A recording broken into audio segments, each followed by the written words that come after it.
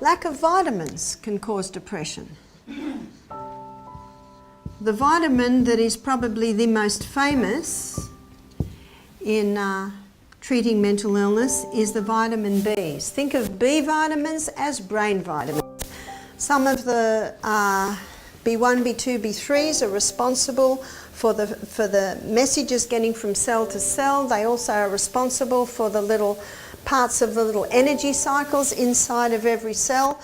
But the vitamin B, the most famous, is vitamin B3, which is niacin, or called nicotinic acid. 1% of psychiatrists are treating mental illness with nutrition. Nice to know, isn't it? There are a few out there. And this is what they use. Sometimes they use up to 3,000 milligrams of nicotinic acid. That's 10,000 milligrams of nicotinic acid. That's 10 grams. That's a very high dose. It's not forever. It's just until the situation, the condition is brought under control. We have a DVD that our guests watch at night called Food Matters. I don't know if anyone's seen this DVD, Food Matters. Interesting DVD on the importance of food in health. And there's a story of a girl who was in a catatonic state, just sitting there looking at the wall. And her family heard about this nicotinic acid. And they put her on 11,000 milligrams. That's 11 grams. Do you know, she snapped out of it, came off her medication. It was incredible. They told the doctor, and the doctor said, this is very dangerous. So they took her off it, put her on a medication, and now she's just sitting at the wall. No one has ever died from a vitamin overdose. If they did, would we hear about it? I tell you what, it'd be headlines.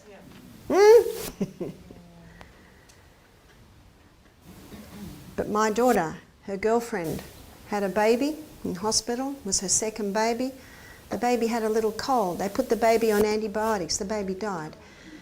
The baby died within a few hours. You never hear of that. In fact, there's no ramification for that. That's why I say if you have a baby in the hospital, keep that baby next to you and get out as quickly as possible.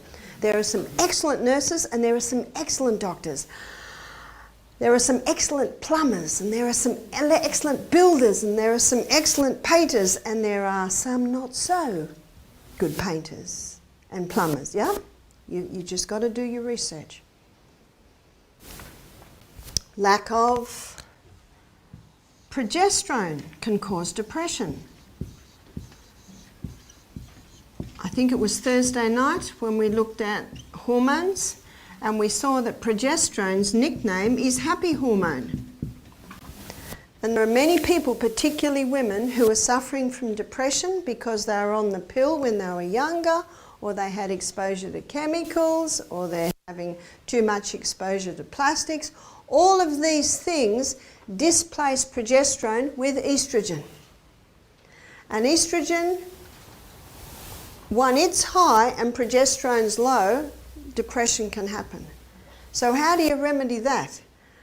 Well, the person can go on the Anna's Wild Yam Cream, which little by little by little will boost up the progesterone. And then they implement these 8 laws of health, and then little by little they can ease off their antidepressants. I've seen it happen many times. That's good news, isn't it? In fact, sometimes this imbalance in hormones is the missing link in depression. Because remember, you can't just get depression. There is a reason for that. And I've met some people who've been through some shocking things in their life. I read a book called by Dave Pelzer. I don't know if you read that, The Lost Boy. It was the third worst case of child abuse in American history. And this child, well, I'm not even going to tell you what he went through, but it was just absolutely horrific. It's amazing that the child even survived. He used to come to school with new bruises on him all the time, and he came to school one day and his hands were burnt up to his elbows. His mother used to put him in acid. Anyway, he never went home after that. They took him and put him in a foster home.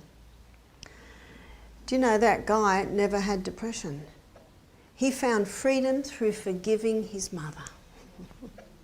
And when he found out that his grandmother used to lock his mother in the cupboard whenever she's naughty, sometimes for days, he began to understand, you know.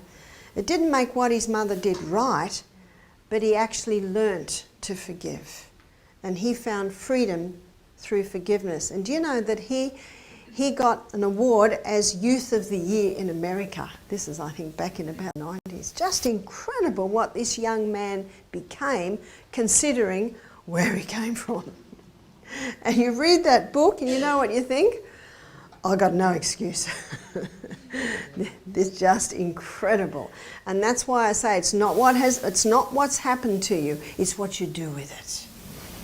And many people struggle with forgiveness because they think they've got to feel like it. That's why in my last lecture I showed you don't got to feel like it at all. How could you feel like it? Just do it.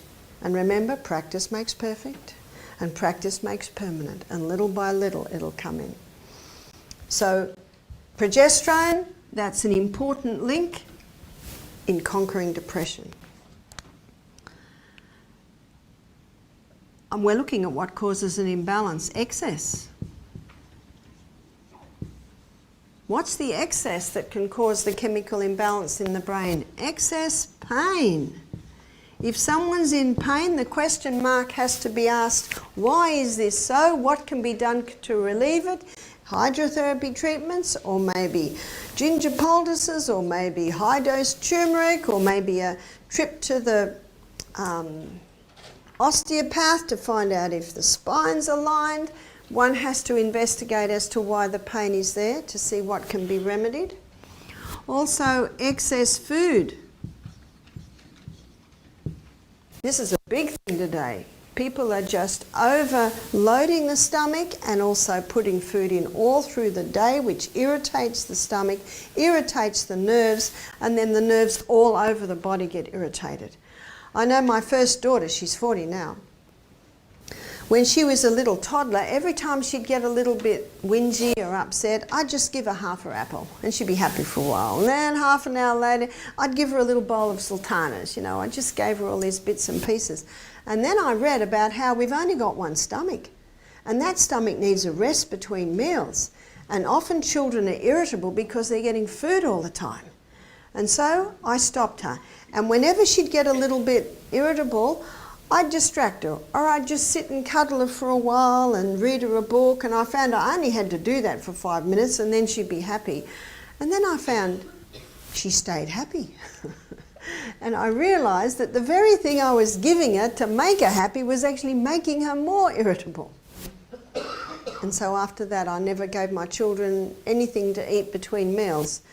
Now, I probably told you about Peter, who used to cry about 4 times through the meal because the banana would fall into the honey or the spoon would fall some. You know, sometimes he had to leave the room so much that he didn't hardly get any breakfast. And I used to think, I'm going to have trouble with that little one, and he was 3 or 4.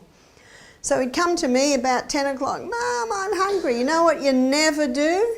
You never say, well, you should have eaten your food, da, da, da, da. You know, they're not dumb. They're really smart kids, okay? And you lose them when you nag. I'd say, well, have a big drink of water. He'd have a big drink of water, that'd keep him happy for a while. Now it's 12 o'clock, we don't eat till 1:30. I'm hungry. All right, if you sit very still, you can have a half a glass of almond milk or soy milk, or if I actually have carrot, celery and apple juice made, that'll keep him going a bit longer. Now it's 1 o'clock. Mum, I'm hungry. All right, if you sit very still, you can have a carrot. How long does it take a 3-year-old to eat a carrot? A long, long time. And by the time he's halfway through it, lunch is ready.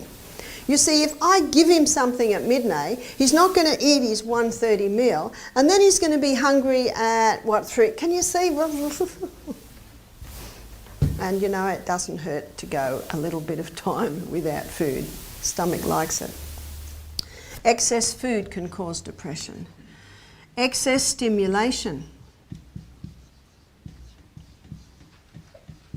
You know, we should allow ourselves times of peace. And today this is a huge problem. Eye stimulation means brain stimulation.